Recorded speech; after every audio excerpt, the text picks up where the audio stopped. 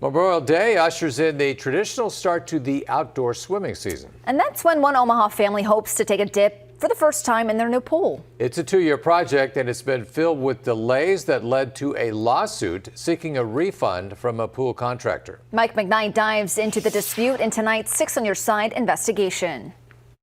After firing a pool contractor 6 months into a project in 2021, Molly Zoronis has been overseeing completion of her backyard pool ever since. Yeah, I've become my own pool builder. I kind of know the ins and outs of everything. In a lawsuit Molly filed against Hudson Hardscapes, she and partner Ken Perhall alleged repeated delays on the project, and not all weather related. The Department of Health knocked on my door and told me that whoever was building this pool does not have a permit to be building this pool. In a counterclaim and email response, contractor Adam Stanger says Hudson Hardscapes had obtained the health department permit and provided proof to the homeowner with a receipt 4 months after starting. Molly checked it out. He went and filed for a permit, but he was never granted that permit. The Douglas County Health Department tells me the contractor submitted an application that was not approved. The health department says the homeowner, listing herself, submitted the application that was approved. But the lawsuit against the pool contractor is still deep in the legal system, going on 8 months now and the summer approaching. So the couple decided to become their own pool contractors, hiring at least 8 subs and doing a lot of the manual labor themselves.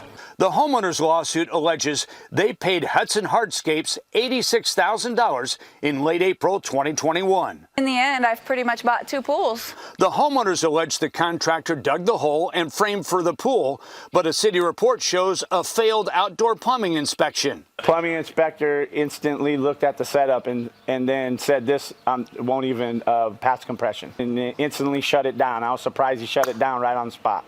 Pool contractor Adam Stanger says the inspector asked the pool be reframed, so he started over, and there was no material defect in the plumbing work. He blames delays on the weather in 2021 and would have completed the project, but the homeowners not only fired him, but removed his excavator from the property, which he recovered 2 days later. The homeowners say they'll explain that when their lawsuit against Hudson Hardscapes goes to court. Yeah. Just do it the right way. Get it done on the time frame that you say you're going to get it done. The Better Business Bureau gives Hudson Hardscapes an F rating, which the contractor claims is due to a couple of reviews over 7 years and posted during COVID. The BBB calls them customer complaints. We have made contact with the company again, made them aware of these unanswered complaints, and they have indicated that they are interested in responding if possible. So we'll reopen those complaints. The day family members can jump in their new pool isn't far away. I'm very excited. But it's already been filled with hard work that Molly and Ken are doing on their own. I hope to be swimming instead of sweeping by Memorial Day. On Your Side near 180th and Q, Mike McKnight, 6 News.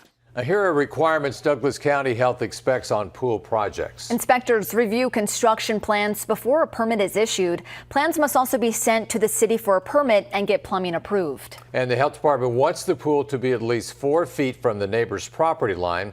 After the pool is installed, there's a final inspection that includes fencing and gates. When all passes, a final permit gives permission to dive in.